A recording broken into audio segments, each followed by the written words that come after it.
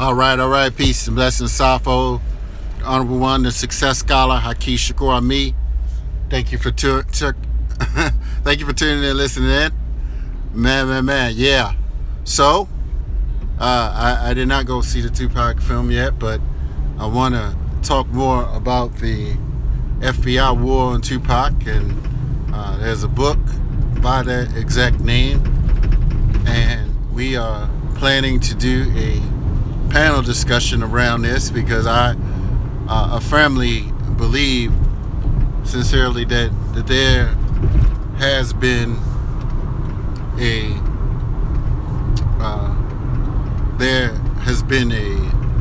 kind of a whiteout, or if you will, of the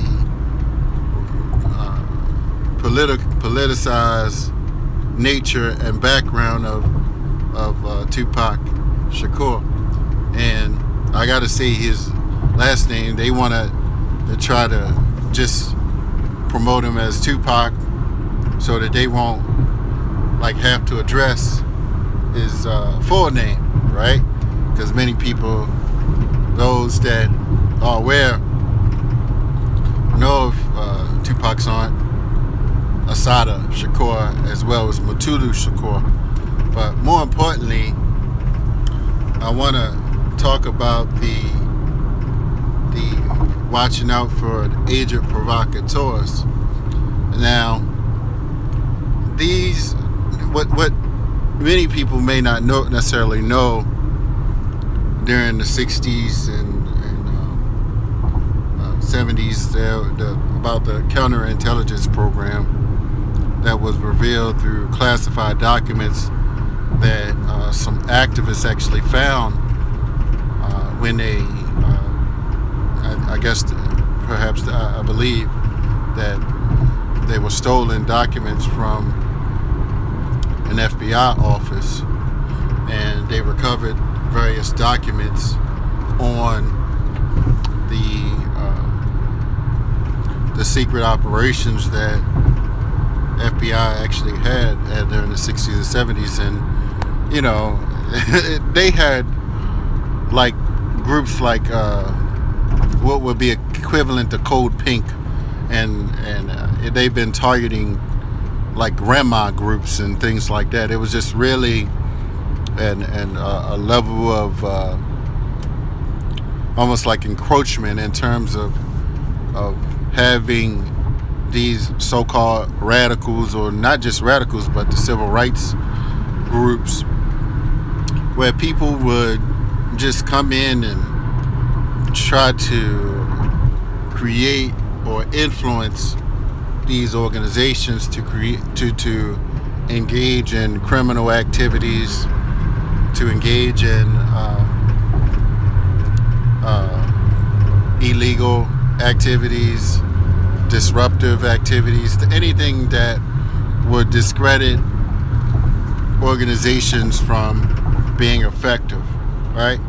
So I just bring this up to the day right now because, for instance, there are many people out here, and I can't necessarily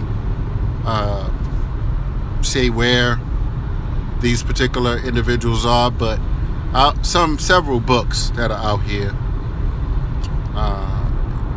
The FBI War Against Black America, as well as Agents of Repression.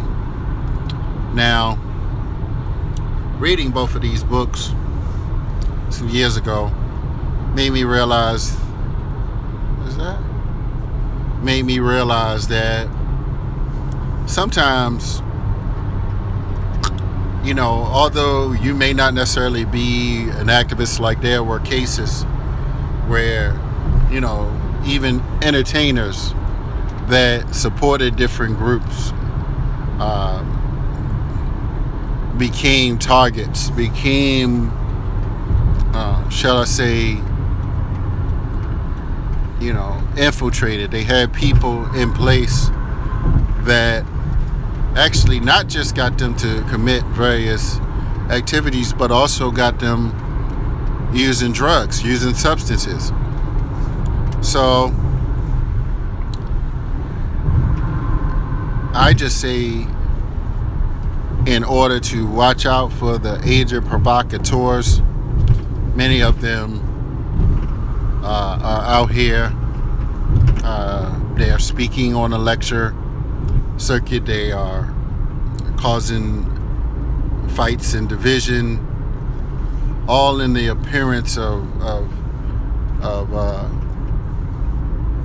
either, extracting resources out of our community, but never developing real strategies to deal with the various forces that the communities have, right? So, I just say that one thing that I don't do, where individuals can't go back and say, yeah, look at him, he's such a he was such a bad person, look at him. But you have these people in Baltimore, for instance, and a few in DC, and I'm not gonna make any excuses for anything, but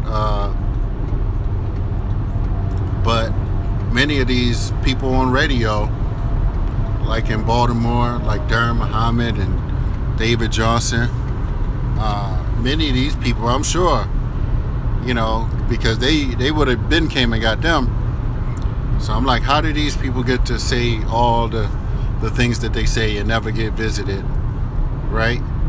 So I'm just saying, you gotta watch out for these type of people. And when these people, these different groups bring these speakers in, I'm like, according to some documents, there were more agents in some of these groups than real activists. So I'm just like, okay. So you establish these different groups and spend government taxpayer dollars just to say you defending, keeping the country safe from so-called threats, when in fact some people are just advocating for various levels of equal rights, equal representation, self-respect, and dignity. So again, and this is not necessarily an apologist for the levels of criminality and insanity, the drug addiction and abuse that takes place within our community, but I was in Miami just this week actually, and I was, I thought about the documentary called Cocaine Cowboys, and I went and watched a little bit of it and really began to evaluate the role of the whole drug industry and how it has influenced various artists. And the book and the panel discussion that we're going to talk about that. I haven't read the book sometime, but I wanted to really, dig into that. So John Patosh and brother Hakeem from Black and Nobel, we're going to have him up here, down here, to come and speak. We're going to hold a panel, but I wanted both of them to address the role of the counterintelligence program and the influence and the chaotic nature that sometimes people get into, and they want to get some money from some forces. So I just say, just be careful. Sometimes it may be better to walk away from some organizations that and individuals. I know it may be difficult for some people to man up and woman up and build something for themselves, but because we're bombarded with messages or people telling us we need to unify, and especially those that say unify die, they really mean just unify and come to a lecture, and I'll bring anybody. I'll bring any old crazy person in to speak bring Polite in so he can take money back and buy a belt, $1,000 belt, and pay a $1,500 pair of tennis shoes. So, in places like poor Baltimore, where you have poor black people, dumb, deaf, and blind, children being killed, adults being killed, but you want to manipulate the population to go and listen to a lecture. Man, it's just, it's a dog eat dog. Folk trying to manipulate, play off people emotions. People emotions for consciousness or wanting to create an identity. So you got a lot of these different groups out here, and most of them are not doing anything for our people. And so if you don't see me necessarily speaking at some particular events or lectures or whatever, don't